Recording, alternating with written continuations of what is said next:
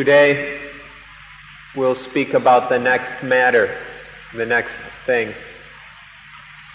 which is how to abandon attachment to the good and the evil in order to have or realize a new life, as was described yesterday.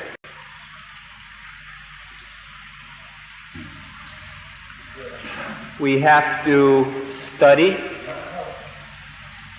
observe, and examine the penalty or pain of attachment. This needs to be seen both within ourselves as individuals and within society.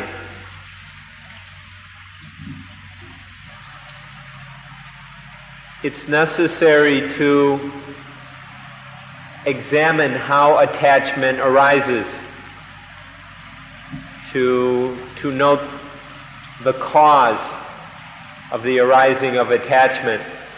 We have two ways of studying this. The first way is externally, and the second way is internally, within.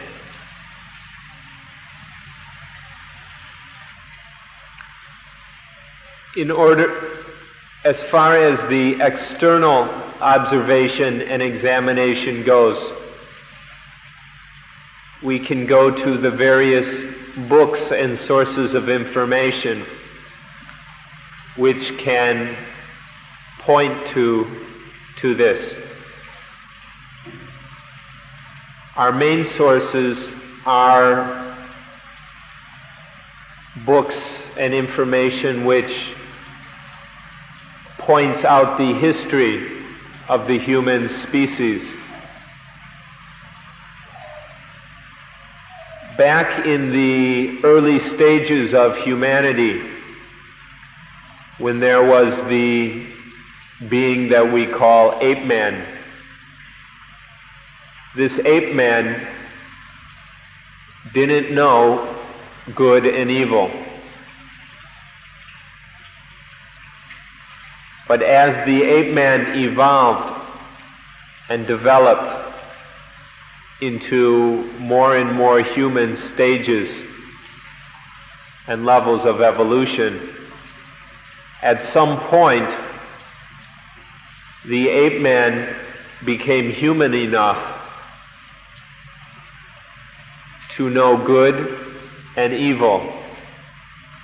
And once knowing these, it attached to goodness and evil.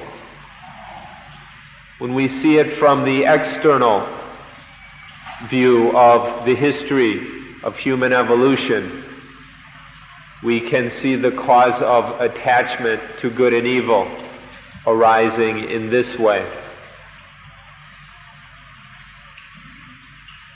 We can interpret the story of Adam and Eve, which we discussed yesterday, where Adam and Eve disobeyed God, were disrespectful and disloyal to God, to the point that they disobeyed His order and ate from the tree of the knowledge of good and evil. We can interpret this to describe that point in man's evolution where the important change occurred, the transformation from the ape man that didn't know anything about good and evil. When we say that Adam and Eve disobeyed God, that they were disrespectful of God, what this means is that at this point in human evolution, man stopped following the flow, or the man began to break away from the original nature, from the original state of the mind, and started to go in the opposite direction. In going against the original nature of things, we can say that this is being disobedient to God.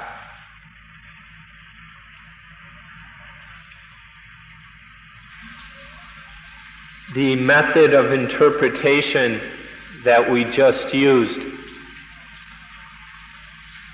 was one kind, and there is another kind or method of interpretation which we can use to interpret the same story.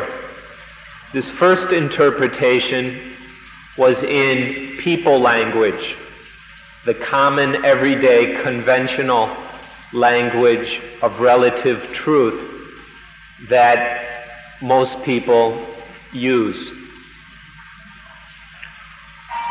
However, for Buddhists, there is another kind of language that is quite different than people language, and we call this Dhamma language, the language of ultimate truth, of reality.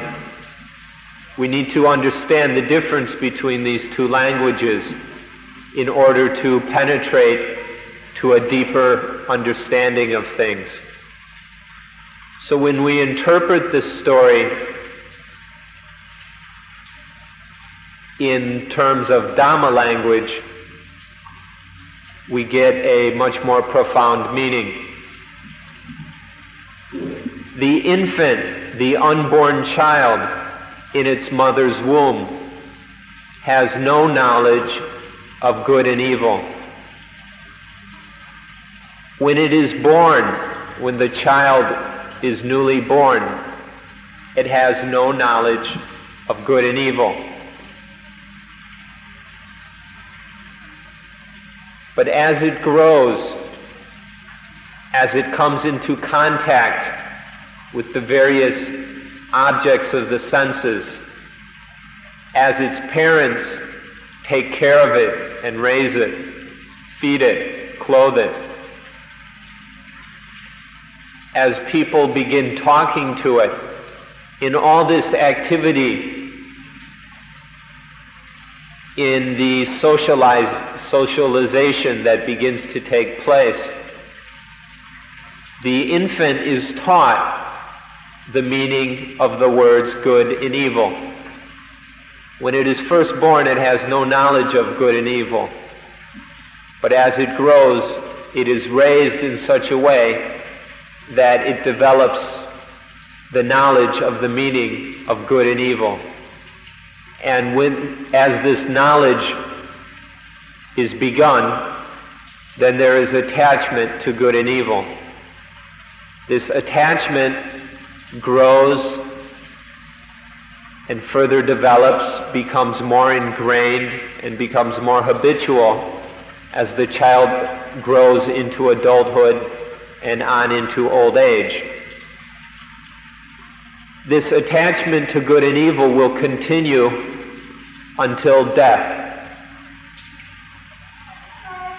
unless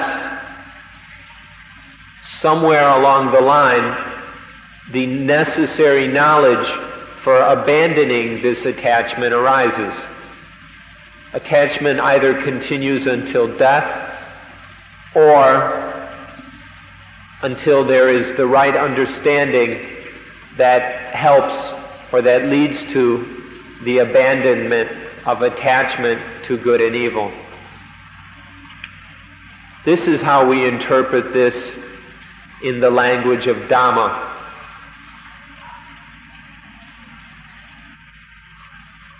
In either method of interpretation, the result is the same. Attachment and the problems that arise from attachment. If we wish to interpret this biblical passage from the point of view of human history, that's fine. And see that at this one point in human evolution, at that stage, man began to know good and evil. These words began to have the meaning of good and evil, and there was attachment to these meanings, the meaning of good and the meaning of evil. This original sin was then handed down from generation to generation until this very day. This original sin of attachment to good and evil has been our inheritance through all the generations until today. We can interpret this passage in these terms. Or we can look at it as a Buddhist would. As a Buddhist, we want to see it on a deeper level and understand this more profoundly. And so we see that this passage is referring to the transformation in the infant from the state of innocence, of not giving any meaning to good and evil, to that transformation into the state that is no longer, when the infant is born naturally, this process happens naturally. This transformation naturally takes place, which results in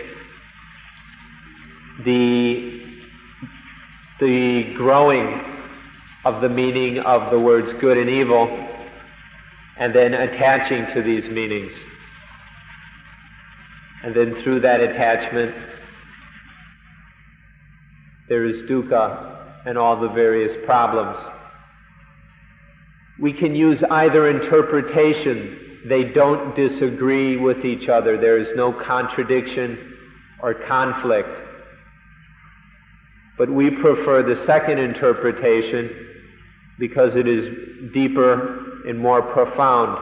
We don't have to see that, we don't have to think in terms of some original sin that is inherited through the generations, but we can see the original sin as it happens in the evolution of each human being.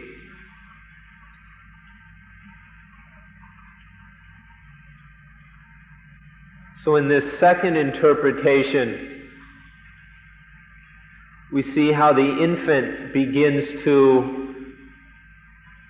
take certain experiences as pleasant and satisfying and gives this, and this becomes the meaning of good for that infant.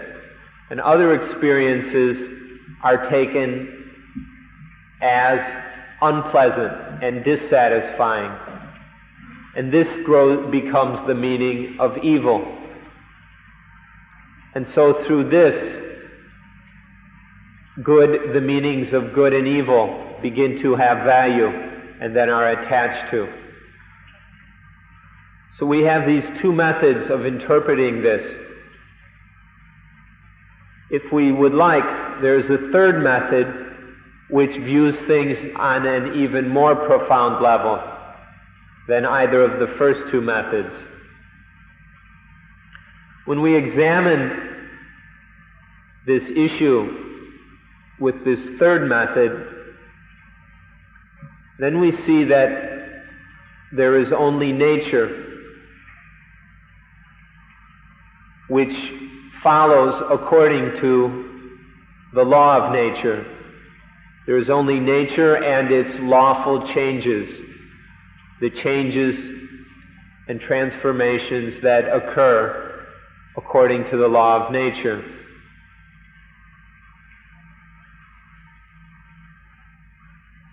Man, through his ignorance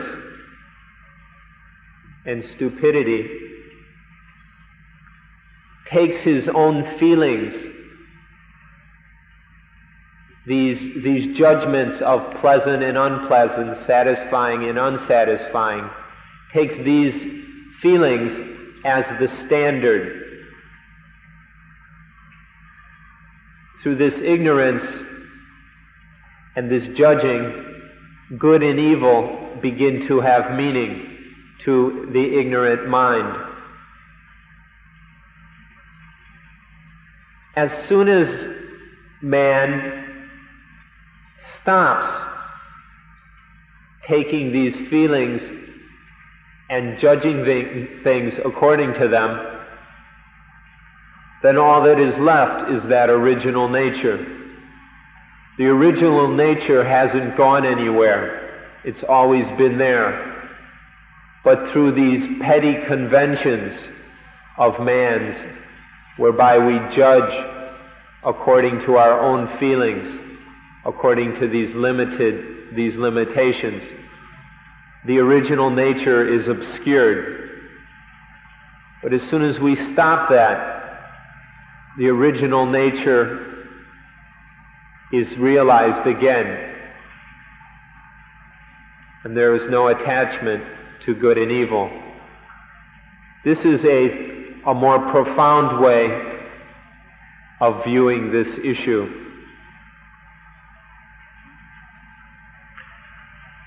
This is really a very simple matter. It's just a matter of nature. Nature proceeding along according to the law of nature. Nature in its original state. And there is man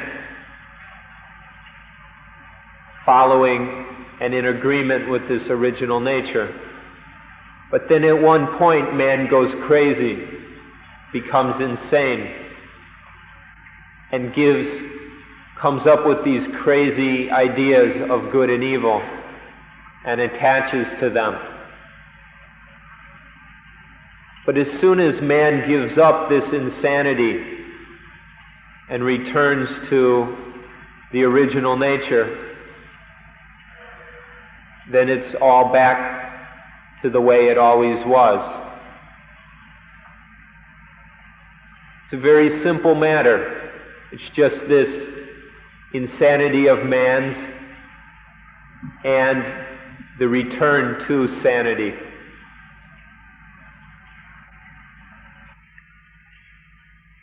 It's all just a matter of nature and natural processes. Take, for example, the rain. There's water in streams, rivers, lakes, and oceans. This evaporates, and this evaporation of water lifts up into the air and gathers together in clouds. And as the precipitation in the clouds builds, it reaches a point where it falls as rain. It falls on us and makes us wet. It also allows the rice farmers to plant their rice and other farmers to grow their crops. The rain itself is just part of a natural cycle, flowing according to the laws of nature. But we humans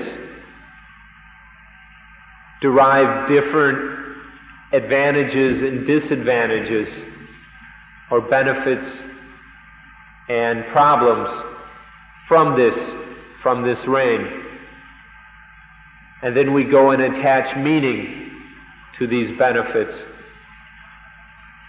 If something benefits us, then we say that it is good. We give it the value of goodness. If something causes us problems, then we say that it is evil. And so some of us view the rain as evil, as bad, because it is uncomfortable for us or inconvenient. Other people, such as the rice farmers, view it as good, because from their viewpoint, it's what they need. It gives them benefits. It makes them happy. And so they give it the meaning of good. These words just have value in terms of their relationship to us and our way of viewing things. But really, these are just our conventions and illusions. And there is no real ultimate truth in these words, good and evil. Yet we attach to them over and over again.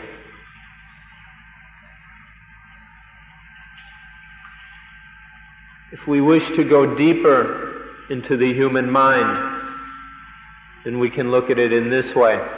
There's the infant that knows nothing of good and evil. But as its life carries on naturally, it meets up with various sense objects through the sense apparatus of the eyes, the ears, the nose, the tongue, the body, and the mind. With these sense experiences, this infant that lacks knowledge will always be reacting to these experiences. There will be certain experiences which it finds joyful, pleasant, happy. With this satisfaction, with the pleasure and enjoyment of these experiences, the infant begins to discriminate and distinguish these as good, begins to identify them as good. And with this identification as certain things as good, it begins to attach to them as my good. And there are other experiences which are not enjoyable, which are unpleasant, painful, displeasing, disturbing. These the infant takes to be evil or bad. It begins to discriminate in this way, to distinguish certain things as bad. And then, with this kind of identification of things as bad, then it attaches to them as this is bad for me, or I am bad, or this is bad. And so it's through human ignorance, the lack of knowledge and understanding, that leads to discriminations of certain things as good and others as bad. And in this way, attachment arises and grows and builds, and we're mired in this kind of life.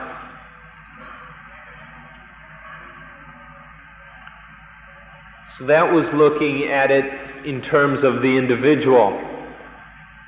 Many individuals make up a society, and in society there is also taking the judging or discrimination of certain things as pleasing, enjoyable, and attaching to them as good, and other things as unpleasant, disturbing, and attaching to them as bad. So even on the level of society, of the group, there is attachment to good and evil. Through this societal or cultural attachment to good and evil, this is codified or systemized in religion, in organized religion. And so we begin to have words like merit and demerit, or virtue in sin, which are societal discriminations based on what pleases and displeases the society, what is taken to be good and evil for this society. These conventions, which are originally used just to maintain the survival of society, are attached to and become dogmatic and ossified. So attachment also functions on the cultural, societal level until the point where we stop doing this, where we let go and abandon this attachments, whether on the individual level or on the societal level. We call this letting go of attachment the new life. But really, as it's been described already, this new life is really just the return to the original nature of things. And so in fact, it's an old life, very, very old, older than old, so old that we can call it eternal. But for most of us, we've never seen this, and so to us, it's quite strange, this old original nature. And so to us, it's new. And because of this situation of its strangeness for us, because we're so unfamiliar with it, we're now calling it new life. But when we really understand it in terms of nature and the law of nature and natural processes, then we see that it's not really a new life at all, but it's the old life, the original life. But for now, we call it the new life, whether it's functioning on the level of the individual or of the society. The meaning of good and evil expands and spreads. There at first is this attachment or identification of things as good, as the good. But then the tools and mechanisms by which we strive for the good, by which we obtain the good, these tools become good. We attach to them as well. And then through the attachment to evil, the tools and mechanisms which bring about evil, which lead to evil, these are attached to as evil. So besides the original discrimination and attachment to the good and the evil, then there are the tools of good and the tools of evil. And in this way, the meaning of good and evil expands. And it continues to expand. That results in the future. Things that happen in the future are also distinguished as good or evil, depending on our discriminations and judgments of how these things affect us. And the causes in the past are also discriminated as good and evil. And so we go through past causes and future results and the present mechanisms, and we distinguish them as good and evil, attached to them.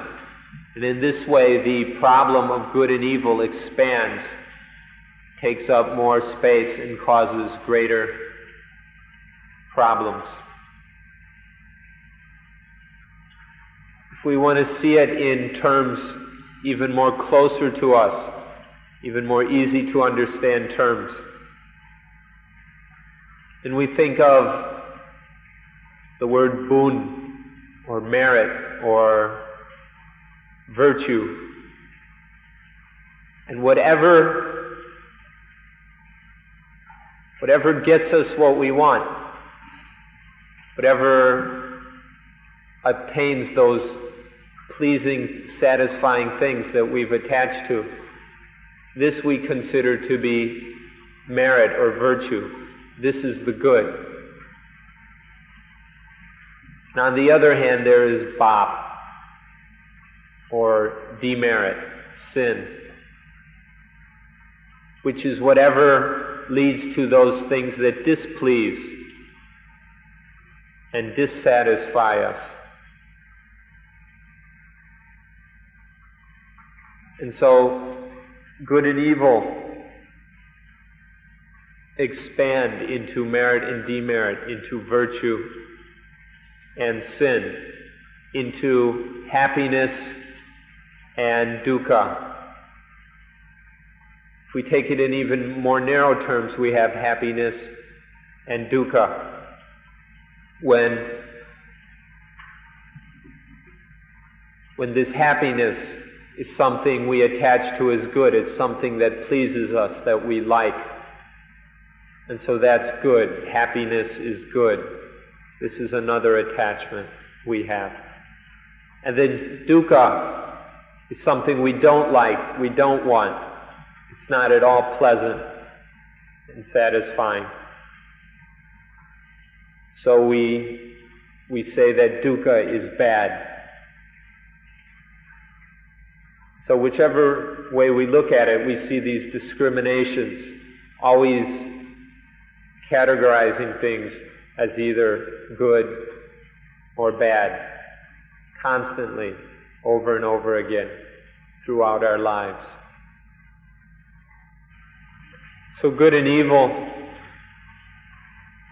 keep expanding in meaning, including all sorts of situations and possibilities. Like, let's take one that is something you'll all be familiar with, which is very, very important in the world we come from. This is the situation of profit and loss. When we get into some business venture, we invest. And if we make a profit, we attach to this profit, we identify it as good, this profit. But the other side in the business transaction will see it as a loss. And so for them, the loss is bad. They identify it as bad. So profit and loss also take on the expanding meaning of good and evil. Or we can see in other relationships between people where one person has the advantage. And for that person, that's good. Or when a nation has the advantage, that's good. This is taken as good, cherished as good. But there's got to be the other side that is on the disadvantage. And for that person or that group, that is evil, which they don't like at all. Or we can see it as winning and losing in the competition that is so much of a part of our lives. One side wins, the other side loses. For the winners, it's good.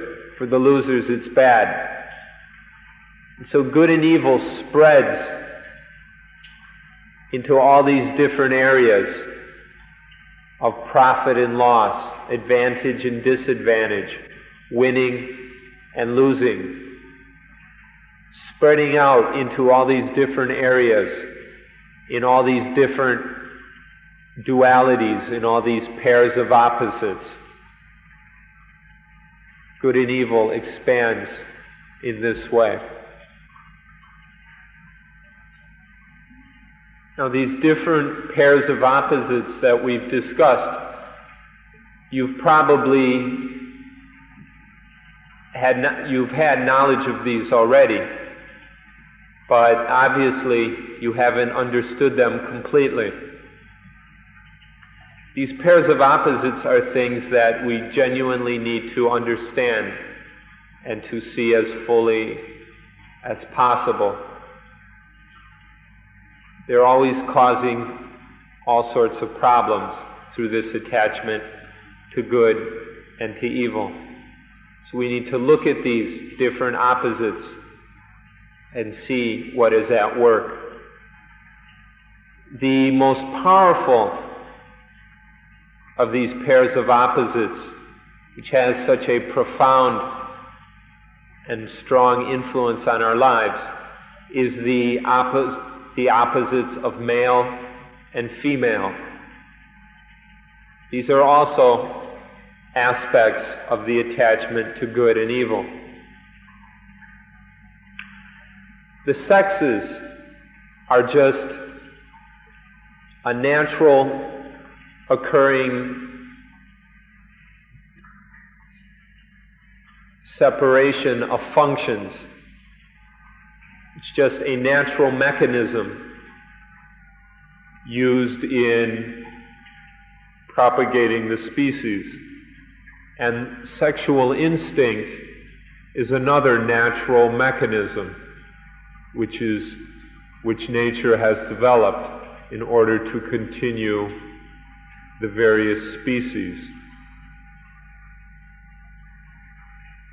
So then there is the female sex,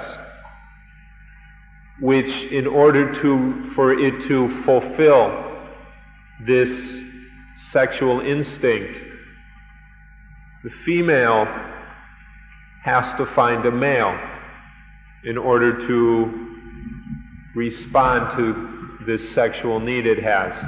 And so it attaches to the male as good. And for the male, in order to fulfill the sexual instinct, it needs the female, and attaches to the female as good. And so male and female are attached to as good by the respective sexes. And these grow in importance. And through this attachment, our vision is so obscured of the way things are. Through this attachment, all kinds of problems develop through clinging to this is male and that is female, and through all the seeking and desiring that goes on in trying to gratify these sexual attachments we have. So we can see that in the pair, the male and female sexual pair of opposites, we can see how this attachment to good and evil develops into a very, very powerful influence, very powerful force in our life, which is constantly disrupting things and is always dragging problems in to the situation. So we need to study these pairs of opposites and understand them, especially this one very powerful pair of male and female. Let's look at the world. Take a look and examine the world and see all the hassles, all the difficulties, all the crises that arise because of the sexual pair of opposites, because of male and female, because of this attachment to good and evil. see all the difficulties and problems that we must go through and we suffer because of this attachment. The way we do so many things we do so many things because of the influence of these pairs of opposites, of maleness and femaleness. The way we dress, all the problems we go to in finding clothes or jewelry or arranging our hair, trimming our beards, painting our faces, all the various things we do to beautify ourselves just because of this sexual pair of opposites. And the way we eat, it's always changing from time to time, the ideal way a person should look. And so we've always got this problem of eating in a way to achieve that ideal, which is expected to catch the opposite sex.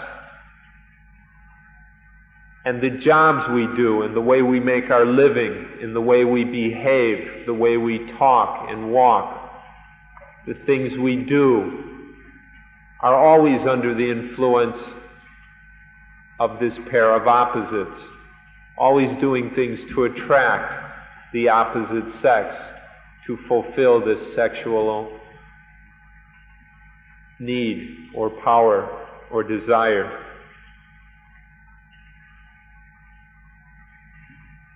Even in homosexuals, we can see that there is still this need for the opposite sex. The male can't be gratified by the male. The male needs a female for gratification, and the female needs a male. So even in homosexuals, you see that the different partners play different roles, because they need this there has to be this opposition in this attached, deluded attempt at fulfillment.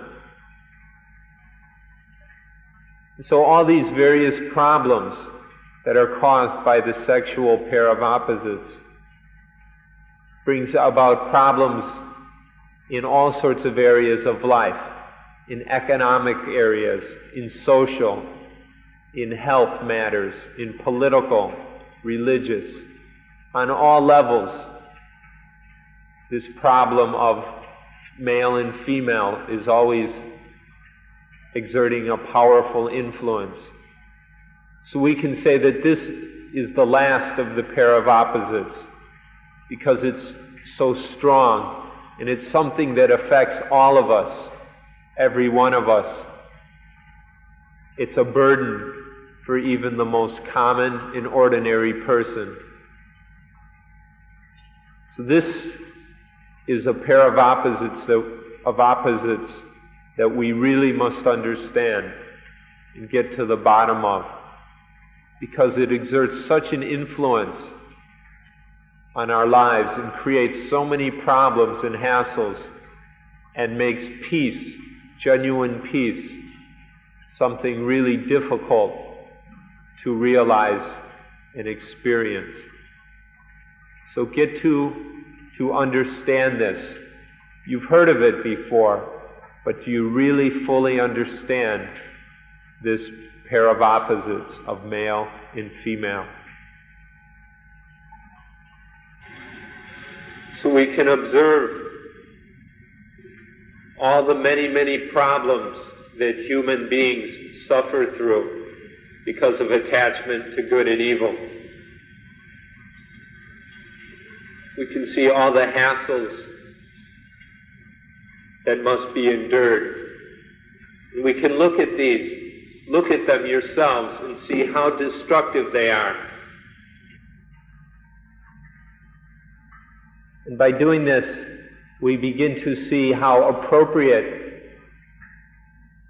this story in the Bible is, when God said, if you eat this fruit, you will know good and evil, and you will die.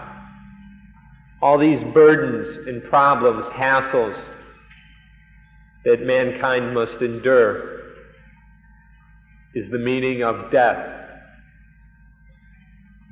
from knowing good and knowing evil. So this teaching is very, very appropriate, especially for Christians,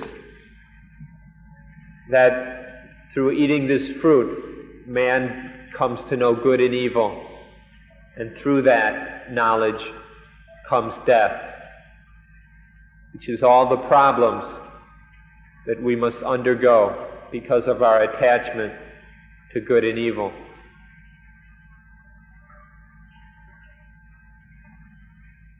So that was looking at things from the viewpoint of religion. Now we can examine it from the view of psychology, that is, the science of the mind.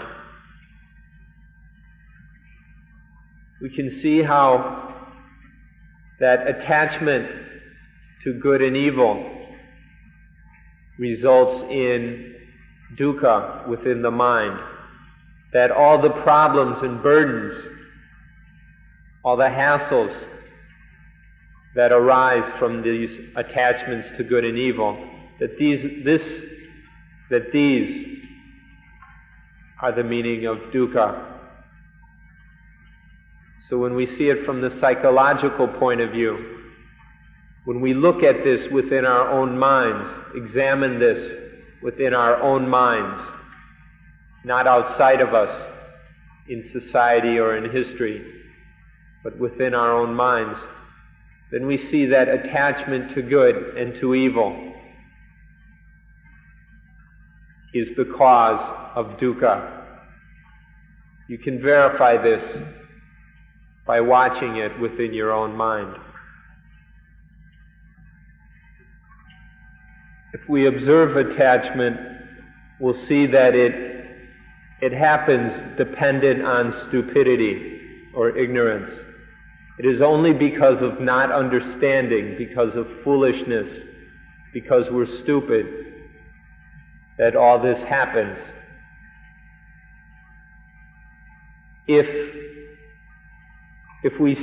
When we see that this is just a process of conditioning, then there would be no problems. But because we're foolish and ignorant, we don't see what's happening. And so instead of being aware and open to and wise about the conditions that are taking place, we go and use our own personal feelings, what makes us happy, what makes us sad, what pleases us, what displeases us. We take these as the measure and then go and attach to things. This is our own stupidity. Attachment only arises when it is helped and supported by ignorance. And so we see that ignorance or stupidity is the cause of attachment. This means that the way out of attachment is to see things the way they really are, to understand things. Or to put it very simply and bluntly, the way out of all this is to lose our stupidity, to stop being stupid. When things happen, instead of seeing it just in terms of what makes us happy and sad, or what pleases and displeases us, satisfies and dissatisfies, just see it as natural processes flowing according to the law of nature, conditions conditioning each other according to the law of Itapajayata. Itapajayata is the law of causality, meaning with this as a condition, this arises. Or when this condition no longer exists, this no longer exists. This is the law of interrelationship between conditions, between cause and effect. When we begin to see things in this way, then we can lose this stupidity by which we're always attaching to things. Instead of seeing as pleasing and displeasing, we see it just as it is, as just this. We see just what's happening, the reality of the situation, the truth, instead of seeing the superficial distinctions and discriminations which we're always placing upon experience. So to see profoundly in this way, see that it's all just nature and natural process, is to lose our ignorance, to be free of our ignorance, to stop being stupid, and in this way to remove ourselves, to escape from or be free of all this attachment and the dukkha which the attachment causes.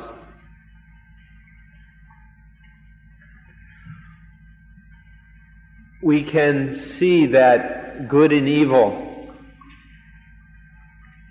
and the value and meaning of good and evil are results of ignorance. One is the direct result of ignorance, and the other is the indirect result of ignorance. Through ignorant attaching, these things take value directly for one and indirectly for the other.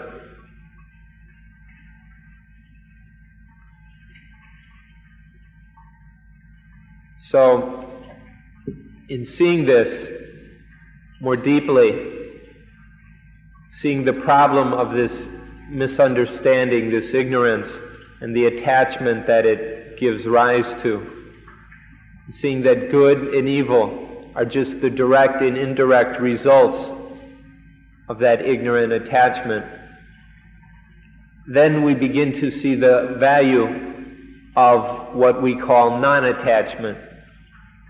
You have to really see how attachment works, how good and evil take their meaning from attachment, to be able to really understand the importance of non-attachment. We don't use the word detachment because to detach is just to attach to the evil. Detachment is just a clinging and grasping at the evil. So instead of detachment, we talk about non-attachment, being without attachment, being free of attachment to either good or evil. So we don't feel that detachment is the proper way, but non-attachment, this is the middle way. We don't have to be afraid.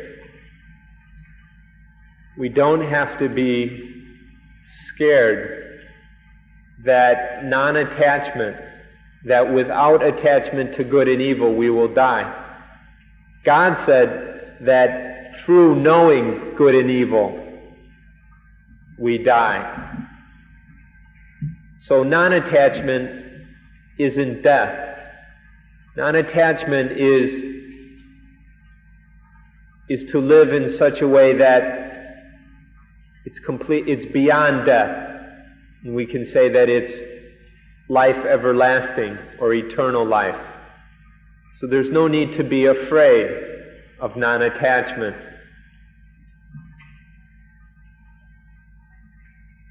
In a life of non-attachment, everything is possible.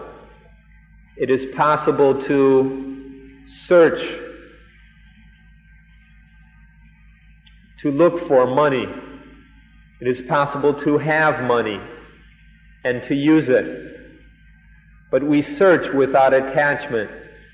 We have that money without attachment, and we use it without attachment.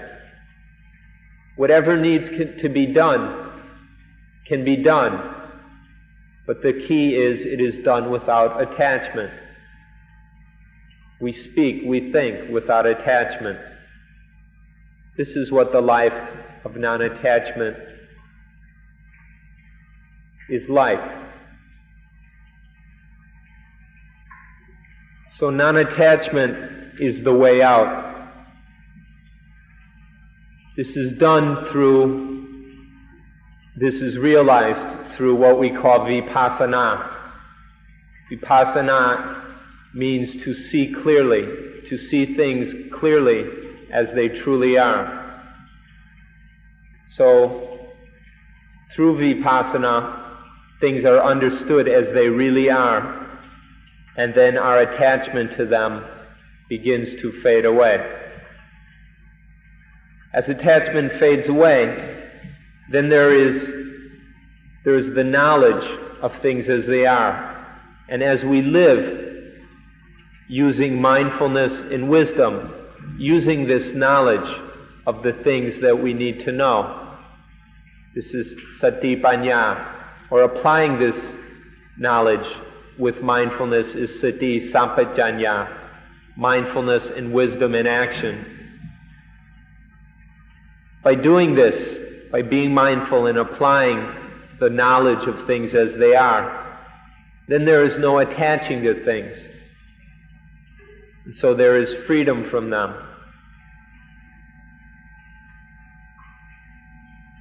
And thus vipassana is very, very important in finding one's way out of attachment and in living the life of non-attachment.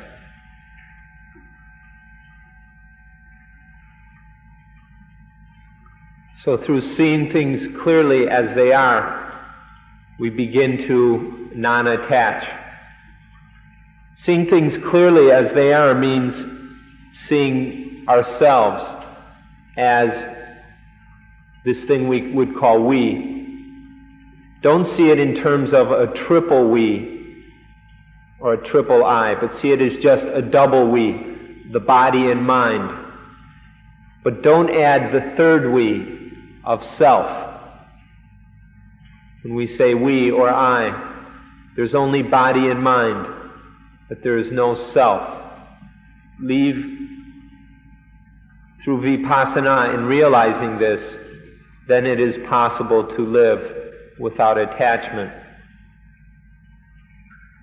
Please don't believe the people who say that without attachment we won't do anything, that it takes selfishness and greed and desire to live and act and work in the world. There are certain people in Thailand who criticize us for talking about non-attachment because they claim that for the development of Thailand, for the economic health of Thailand, people need to be selfish. They need to have desires. They need to compete.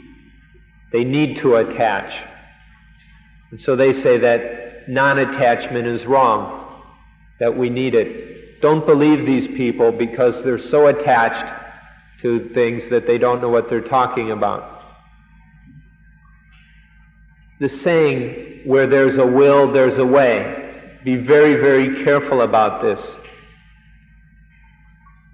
If what people mean by will is attaching to things, if will is to attach, if it is selfishness, then this is completely wrong. To say where there's a will, there's a way, and be talking about attachment is wrong, is incorrect. But if when you use the word will, there's no attachment involved. When we say where there's a will, there is a way, we're talking about something that is free of attachment. Then you can say this if you want, but be very, very careful, because most people, the will is something of the self. It's attachment. So the way to live is in non-attachment. Don't be afraid and don't believe what certain people say. that attachment is necessary to live, to breathe, to act. The only way to really live is in non-attachment, to be free of these discriminations of good and evil, of clinging to these things and taking on these heavy burdens. These only lead to all sorts of dukkha. Attaching to good brings a good sort of dukkha. Attaching to bad is a bad kind of dukkha. But it's all just dukkha. So the only way to really be free is to stop attaching, to live in non-attachment. This is the true middle, the true way, the way of non-attachment. There's a secret to this attachment business. When there is attachment to something as good, or when there is attachment to the good, then there arises the self that is good, or that has good, that wants good, that will get good, the good. When this is a secret mechanism within the mind, or of the mind. And it works in the same way with evil. When there is attachment to evil, then there arises the self that is evil, or that has evil, that will get evil, that wants evil, or that doesn't want evil. So this is a very important secret of the mind's mechanism, that through attachment there arises the self. And this self, when it is full grown, is this thing which experiences all the problems and hassles and dukkha that we've been talking about. Now, when there is mindfulness and wisdom in action, applied wisdom at work, then there is no possibility for this attachment to arise, and so the self is not created. And when the self does not exist, when there is freedom from the self, then there is nothing to experience dukkha, there is no dukkha. So it's crucial for there to be proper understanding, for there to be wisdom about things through having insight into things the way they really are, into realizing the truth of anatta, not self. That things are not selves, there is no permanent essence in all this. To realize itapajayata, the law of causality, that there is nothing but this causal process, that this causative relationship between different conditions, that there is just this conditioning. To just see things as they really are in this way, by using mindfulness and applying this knowledge as sampajanya, wisdom in action. This is how to be free of dukkha, how to stop the arising of attachment and the birth of the self. This is how we talk about it in religious terms. Many people are into art. Art is something that inspires many of us. So if we like, we can call this the art of non-attachment, the art of living non-attached. This is a kind of art, much more skillful and important than any of the fine arts or dramatic arts or plastic arts or whatever. This art of non-attachment, of not allowing attachment to happen, In religion's terms, we talk about having mindfulness and wisdom in action governing all that we do, whatever governing, overseeing everything that happens, so that attachment doesn't arise. So you can talk about it in terms of art, if that has meaning for you. Or you can see it from a religious perspective, if that has meaning for you. What is important is to use whatever perspective you choose in order to be able to be free of this attaching to good and to evil, so that there is that dukkha and all the burdens are not conditioned and created to weigh down and kill the mind.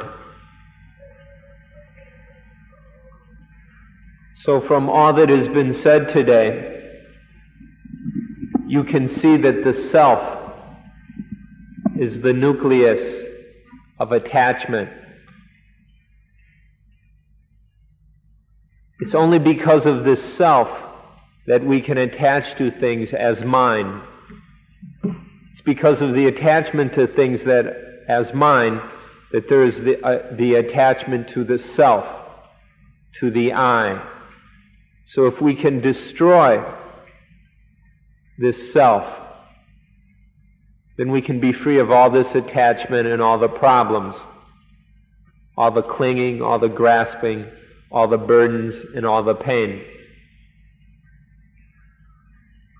So we need to be free of this self.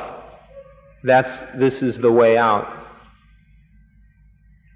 To realize the truth that in this body and mind there is no self.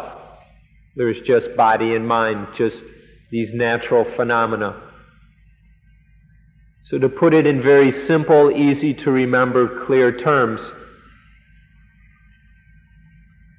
we can say this. We can advise you to die before dying. Die before dying. We're talking about two kinds of death. The death of the self and the death of the physical body. We don't know how long this body is going to remain alive. The mind only exists dependent on the body. So long as the body and mind are alive, and so long as we don't do anything to cure our ignorance, then we are burdened with the spiritual problem of dukkha, of attachment, of the self. But if we can kill the self, if the self dies before the physical body dies, that is the realization of peace, of nibbana. So we end today with the advice, die before dying.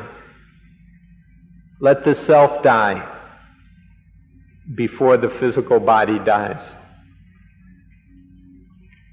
Die before you die. So on this note, we will finish today's talk and ask that today's meeting be closed. Thank you very much.